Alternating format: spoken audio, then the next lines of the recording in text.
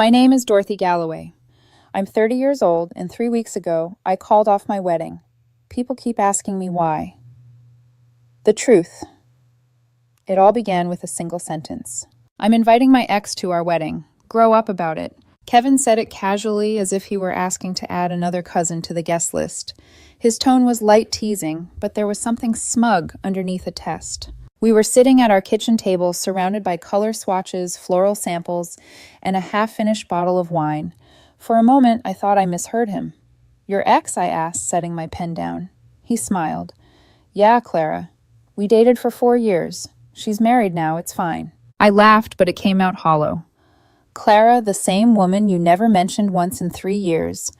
Kevin shrugged, as if that were nothing. "We still talk sometimes. Just friends." Just friends. That phrase, I've since learned, is where so many stories like mine begin. I tried to stay calm. "I'm not comfortable with your ex being at our wedding." He sighed dramatically. "Dorothy, seriously, don't be one of those jealous fiancés. You're better than that." "I'm not jealous," I said quietly. "I just think—" He cut me off. "Grow up about it. It's been years. She's part of my story. You can't erase the people who made me who I am." Something in the way he said it, the dismissiveness, the superiority, made my stomach twist. But instead of arguing, I smiled. "You're right," I said softly. "That's perfectly fine." He froze for a moment, clearly surprised I wasn't fighting. Then smugly, he reached across the table to squeeze my hand. "See, I knew you'd come around." But inside I wasn't calm, I was calculating. That night, while Kevin fell asleep on the couch with the TV still on, I opened his social media. It didn't take long to find her Clara Bennett. Pretty composed, the kind of woman who smiled like she knew she was being watched. Her page was public. Her husband Ethan was tagged in older posts, travel photos, anniversary dinners, but lately no pictures together. His page told a clearer story separated. Captions about rebuilding and starting over. Then 3 months back, Clara's post read, "Sometimes love isn't enough when trust is broken." I leaned back in my chair, the glow of the screen painting my face pale blue. So, she wasn't happily married. And Kevin still talked to her. For a long moment, I just stared at the screen. Then I did something that surprised even me. I opened a message window to Ethan Bennett. "Hi, Ethan. You don't know me, but I'm Dorothy, Kevin's fiancé. This might seem unusual, but I wanted to personally invite you to our wedding. I know you and Clara are separated, but Kevin insisted on having her there. I thought it would only be fair to include you too." I hovered over send for a few seconds, my heart pounding. Then I clicked it.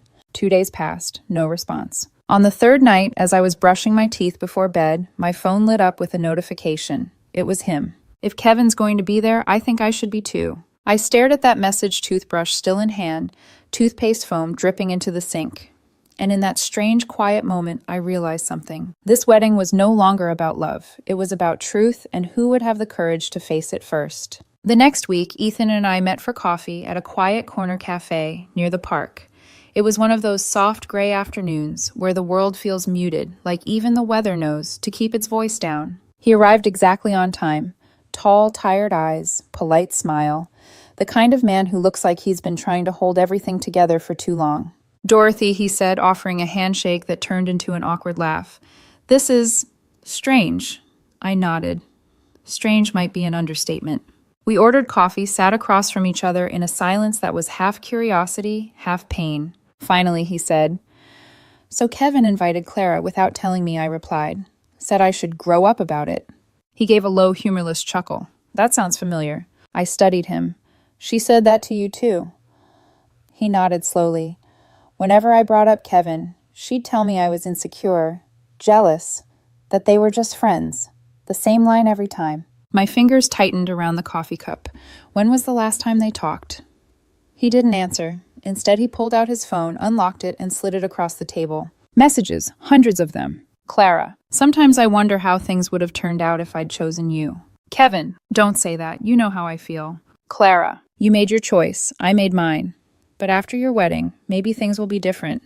The words blurred for a moment, as if the cafe light had dimmed. I looked up at Ethan. "After your wedding," I repeated. He nodded. "She said she was waiting for him to settle down. That once you were married, she could finally see him again without it being suspicious." I felt my stomach drop, like a slow, heavy descent that wouldn't stop. So she's waiting for my wedding to become her chance to start something with my fiancé. Ethan's voice was steady, but it carried years of exhaustion. That's why we're separated. I found messages like these months ago. She swore she'd stop talking to him. I wanted to believe her. Outside, rain started to fall. Slow, steady drops against the glass. I stared at the window, the reflection of both of us fading in and out of the mist. Why didn't you tell me sooner? He hesitated. Honestly, I thought maybe you already knew. That stung. Because for a long time, I thought I did know Kevin, the quiet, gentle man who brought me breakfast in bed on Sundays, who called me his calm in the storm. But suddenly, I was realizing maybe I'd been his cover, not his calm. Ethan sighed. Why did you invite me, Dorothy? I thought for a moment, then answered honestly. Because Kevin told me to grow up. So I did. I grew up enough to stop pretending everything's fine. For the first time that afternoon, Ethan smiled faintly. You know, that might be the most mature revenge I've ever seen. We both laughed, the kind of laughter that comes from people who've already cried too much. As we stood to leave, he said, You're not planning to cancel the wedding, are you? I looked at him calm but certain. Not yet. I'm planning to let the truth walk itself down the aisle first. Outside, the rain had stopped. The air smelled clean new. I watched Ethan walk away, then glanced at my reflection in the cafe window, my eyes colder than I remembered. Two can play polite, I whispered. And for the first time in weeks, I didn't feel powerless. I felt ready. I waited 3 days before I told Kevin. 3 long, quiet days where I smiled, cooked dinner, discussed seating charts, and watched him pretend nothing was wrong. On the 4th night, we sat across from each other at our favorite little Italian restaurant, the same one where he'd proposed 6 months earlier. He raised his glass. To us, he said, and to finally finishing this guest list. I lifted mine too. About that, I said, my voice calm. I added someone new. Oh, yeah. He smiled lazily. Who? Clara's husband, I said. Ethan. His glass froze midair. What you said, Clara's part of your story. Ethan's part of hers. Seems fair. The silence that followed was thick, almost visible. The couple at the next table laughed about something. A waiter dropped a fork in the distance. Kevin's jaw flexed. Dorothy, that's ridiculous. Why would you invite him? Because if you can celebrate your past, so can she. He leaned forward, voice low. You're being petty. I leaned back, smiling faintly. No, I'm being inclusive. The vein in his temple pulsed. You're trying to embarrass me. Not at all. I said, eyes steady. I'm just following your logic. He laughed, short, bitter. God, you're impossible sometimes. Only when someone teaches me how, I replied. When we got home, Kevin slammed the door harder than he needed to. He didn't speak for an hour. I didn't break the silence either. I wanted him to sit in it the way I had the night he told me to grow up. The next morning, his mother called. Dorothy, dear. Margaret's voice was syrupy, but sharp. Kevin's quite upset. What's this I hear about inviting that woman's husband? That woman has a name, I said evenly. Ethan.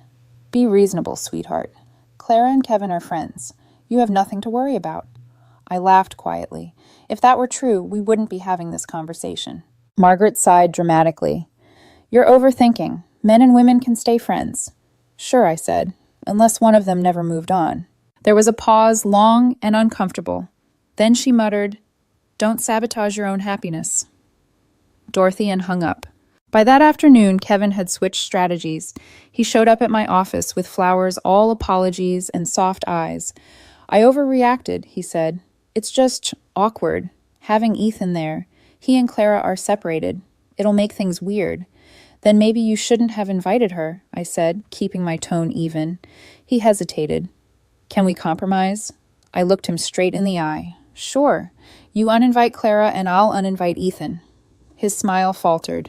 That's not what I meant. I know. That night he tried a different tactic. Tears. I just want this wedding to be perfect, he said, his voice cracking. I've worked so hard. I don't want drama. Then maybe you shouldn't have written it into the script, I said quietly. He stared at me confused. What's that supposed to mean? Nothing, I said. Just thinking out loud. By the end of the week, he was back to anger. If you don't uninvite him, he said, there won't be a wedding. I took a slow breath. Then maybe there shouldn't be. He blinked, caught between disbelief and panic. Are you serious? As serious as you were when you told me to grow up. He left that night, slamming the door again. But this time, the silence that followed didn't scare me. It soothed me. Because for the first time, I wasn't the one begging to be heard. I was the one who'd stopped pretending not to see. The days that followed felt like walking through a storm while everyone else insisted the sky was clear. Kevin acted like nothing had happened. His texts were polite, his tone measured, but every word felt rehearsed, like he was managing optics, not emotions. Then the whispers began. Friends I'd known for years suddenly stopped replying to messages. One bridesmaid quietly untagged herself from my posts about the wedding. Then another sent a vague, "I hope you're okay" text. I didn't need to ask what was happening, I already knew. Kevin had gone on a campaign. He told everyone I was trying to humiliate him by inviting Clara's husband. What he didn't mention, of course, was that he'd invited Clara first. I sat at my desk late one night, scrolling through messages, feeling a strange calm settle over me. Then I opened the email app and began attaching file screenshots of the original guest list, timestamps and all. A single email. Subject line, for context. Within 24 hours, the silence broke. Messages trickled in. Wait, he invited his ex first. That changes everything. Dorothy. I'm so sorry, I didn't know. The tide was shifting. That weekend, Clara texted me out of nowhere. We need to talk. I didn't reply. An hour later, she showed up at the cafe where I sometimes worked on my laptop. She looked different in person, colder, sharper. Her perfume arrived before she did. Wow, she said, sliding into the chair across from me. You're even prettier than your pictures. I smiled tightly. That sounds like an insult wrapped in glitter. She laughed softly. Kevin told me you can be intense. I see what he means. That name, hearing it from her lips made my skin crawl. Kevin tells you a lot, doesn't he? I said quietly. Her eyes flickered. We talk sometimes. He's complicated. Complicated, I repeated. Interesting word for engaged. She smirked. You think you know him, you don't. You know the version that tries to impress you. I knew the one who could be himself. That sentence landed like ice water. For a moment, I saw her not as a rival, but as a ghost of who I might become if I stayed. I think we're done here, I said, standing up. She tilted her head, a faint smile on her lips. See you at the wedding. The words followed me out the door like a curse. 2 nights later, Ethan called. His voice was steady but tired. She's been meeting with him, he said. Kevin. I know, I whispered. She told me. They met yesterday. She told him she missed him. I closed my eyes, gripping the edge of my kitchen counter. Did he respond? He said he was confused, that he didn't want to hurt either of you. Either of you. That phrase spun around in my head like broken glass. Ethan sighed. I think I need to tell you something else. Clara and I are trying to reconcile. She came clean about everything. Said Kevin promised her things would be different after the wedding. My voice was barely a whisper. He what? She showed me the texts. He said he wanted to dance with her at the wedding, their old song. I laughed softly, but it came out more like a gasp. Our first dance is already chosen, I know Ethan said gently. I thought you should know before you walk into something you can't walk out of. That night, I sat alone in our apartment. The wedding invitations were still stacked on the table, white envelopes sealed with gold foil initials A and R. They looked like tiny coffins for promises that had already died. I picked up one invitation and whispered, how many lies fit inside an RSVP? Then I took a breath, reached for my phone, and made a single call. Hello. This is the event coordinator at the Green Hill Estate, a cheerful voice answered. Hi, I said. My tone was calm, almost serene. I need to make a few changes to my wedding booking. The next morning, sunlight streamed through the curtains, warm and indifferent. It was strange how ordinary the world looked, when everything inside me had shifted overnight. I sat at the dining table with a notebook and coffee writing a list. Not a pros and cons list, a cancellation list. Florist under my name. Cancel. Caterer. Deposit refundable 70%. Call. Photographer, my cousin. Tell him the truth. DJ. College friend. He'll understand. Each line I crossed off felt lighter than the last. By noon, half our wedding no longer existed. When the venue coordinator called back, she sounded concerned. So you're not attending your own wedding? That's right, I said. Please contact the primary contract holder for further arrangements. You're sure? I smiled. More sure than I've been about anything in years. That evening, I waited for Kevin to come home. I'd spent hours packing his belongings, shirts, folded neatly cufflinks, in small boxes, shoes lined up by the door. There was something almost sacred about the silence of it all. The apartment smelled like lavender detergent and endings. When he walked in, he froze. What's all this? Your things, I said softly, and a few truths I thought you might want to hear. He set down his keys slowly. Dorothy, what are you doing? I'm giving you back your space and your story. His voice rose. You can't just, we're supposed to get married next week. I met his eyes. We were supposed to, yes. He looked around at the boxes like they might explain themselves. You're overreacting. Am I? I reached for my phone and showed him the screen. Because according to these, you were planning to dance with Clara at our wedding to your old song. His face went pale. Where did you get that, Ethan? He's trying to fix his marriage. You might try fixing your honesty. He laughed sharp, defensive. Oh, come on. It was harmless. Nostalgia. Nostalgia doesn't plan choreography. He rubbed his face, pacing. You don't understand. It wasn't like that. I just needed closure. You needed an audience, I corrected. And a stage. Our wedding was both. He slammed his hand on the counter. Why are you doing this? Because you already did, I said quietly. You canceled this marriage when you started rehearsing for your next one. Then came the tears. The part where remorse always shows up too late. Dorothy, please, he said, voice breaking. I love you. No, I whispered. You love the performance of love. You love being adored. But you never loved me. He stared at me like a stranger, and maybe in that moment I was. Then the front door opened. It was Margaret. She swept in with the practiced authority of a woman used to fixing her son's mistakes. Dorothy, she began. This is absurd. You can't just throw everything away over a misunderstanding. Misunderstanding. I handed her my phone, a single text glowing like a confession. Kevin. Once I'm married, she won't notice how much time I spend with you. Her face changed, the color drained. She turned to her son. Is this real? Kevin didn't answer. He didn't need to. Silence was answer enough. Margaret took a slow breath, then quietly said, You should go, Kevin. He opened his mouth, closed it again, and began lifting the boxes one by one. He didn't look at me. I didn't stop him. When the door shut behind them, the sound echoed longer than it should have. I sank onto the couch, staring at the empty space where our life was supposed to be. The apartment felt bigger now, colder, but honest. Somewhere outside, a car engine started. And in the silence that followed, I finally let out a shaky laugh, not from joy, not from grief, but from relief. 3 weeks later, the day that should have been my wedding dawned bright, cruelly beautiful. I woke up to sunlight filtering through half-open curtains and the faint sound of church bells from down the street. Somewhere, someone else was walking down an aisle. I was making coffee. The world doesn't stop for heartbreak. It just keeps turning indifferent and soft. By noon, my phone buzzed with messages. Friends who'd chosen his side were now awkwardly apologizing, pretending they never really believed him anyway. Others sent gossip. Did you hear? He still held the wedding. He turned it into some kind of independence party. I almost laughed. Apparently, Kevin had refused to cancel the venue. He'd called it a celebration of self-growth. Only 12 people showed up. One of them sent me a photo, rows of empty chairs, white tablecloths flapping in the wind, Kevin standing at the head table giving a toast to no one. He'd become a groom without a story. Meanwhile, Ethan and Clara were in the mountains that weekend at a marriage retreat. When I saw the photo they posted smiling together, hand in hand, something inside me relaxed. It didn't hurt the way I thought it would. A few days later, Ethan messaged me. Dorothy, I wanted to thank you. When you invited me to that wedding, it forced everything into the open. Clara had to face the truth, and so did I. We're trying again slowly, honestly.